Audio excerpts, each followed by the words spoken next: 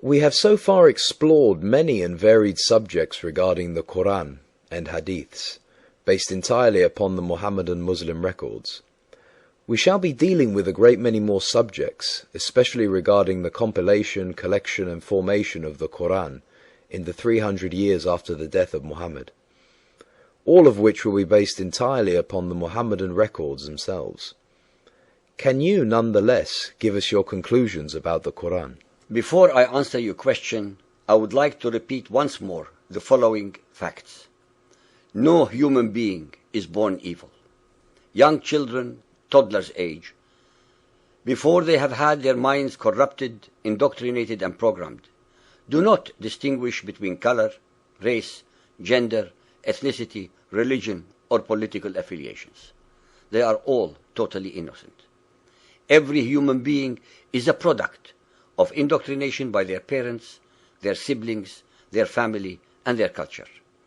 Not a single one of us has had the free will to choose our parents, our race, our nationality, or our beliefs. The followers of Muhammad are not born evil.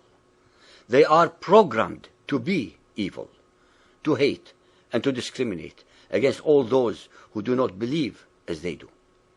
The male followers of Muhammad treat their females as if they are domestic animals, without individual rights, without respect, and dominate them through terror, fear, and violence.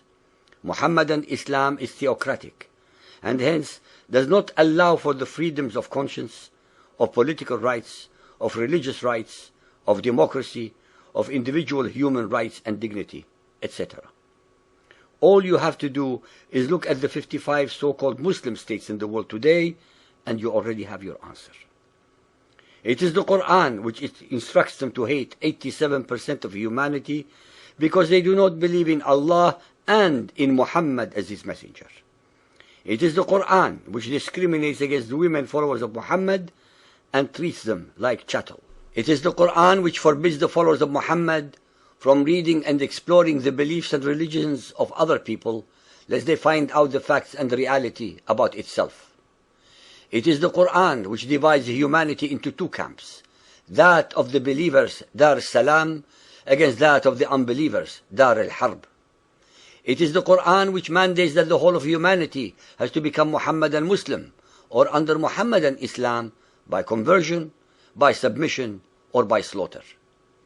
It is the Quran which mandates that Muhammadan Islam should be at war to aggress, to expand, enslave, and to plunder all so-called unbelievers. Muhammadan Islam's own historical record is a testament to this.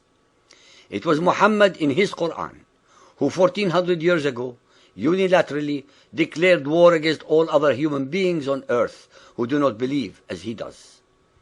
It is the clear and declared intention of the followers of Muhammad in all forms of media, especially in the Western democracies, that their objective is to Islamize Christian Europe, Hindu India, Buddhist China, and all others.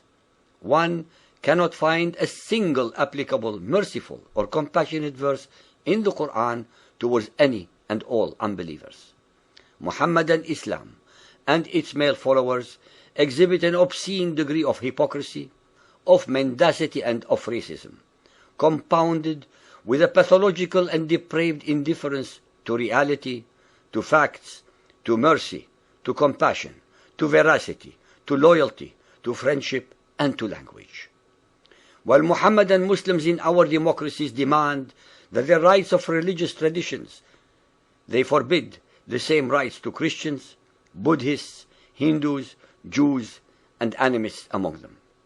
While they are allowed to build many of the most gigantic mosques in the democracies, they forbid the building of any holy places to others. While they demand equal rights under the law in the democracies, they give none to others. While they are allowed and take advantage of proselytizing in the democracies, they would execute anyone from another religion from doing the same in their states. While they are allowed to preach and flaunt the Quran in public in the democracies, they forbid the same to any others under penalty of death. While they welcome converts to Muhammadan Islam, they will execute them if they change their mind to opt out. They are explicitly forbidden in the Quran from befriending any Christians and Jews as well as any unbelievers. In most Mohammedan Muslim states, they attack, burn, rape, abduct, force into conversion Christians, Hindus, Buddhists, and others.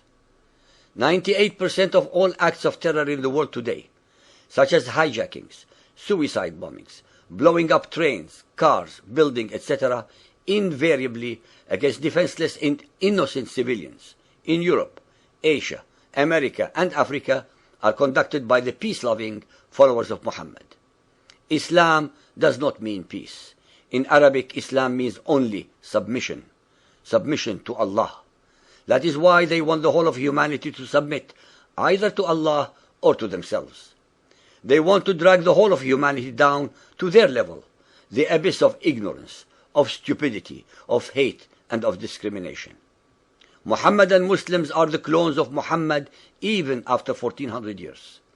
The common denominator in all the above has its roots in the Quran. The disease is called Mohammedan Islam. The symptoms of this disease are hate-mongering, war-mongering, ignorance, stupidity, discrimination, racism, etc.